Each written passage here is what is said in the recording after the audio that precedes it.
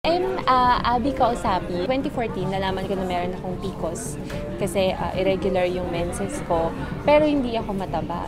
Both ovaries ko bali yung may cyst. Mga nakailang transvaginal ultrasound din ako, tapos hindi siya nawawala yung mga cyst. Hanggang sa in-stop ko na yung pills ko. Umabot na ako sa depression, tapos hindi na ako makakain, ganon. 3 weeks akong nag-bleed. Yung bleeding ko, hindi lang siya spotting, as in talagang buhos talaga yun. So medyo natakot na rin si mama kasi nahihilo na ako, namumutla na ako. Tapos nung pagkarating ko kay Doc Ron, sa kanya ko rin nalaman na meron akong hyperthyroidism. So yung PCOS ko, nag-lead na siya sa hyperthyroidism pati sa anemia. Nagpa-check up ako last month. Nakita ng OB na yung both ovaries ko okay na. Sinabihan kasi ako ng OB noon na mahihirapan talaga ako ng kasi irregular.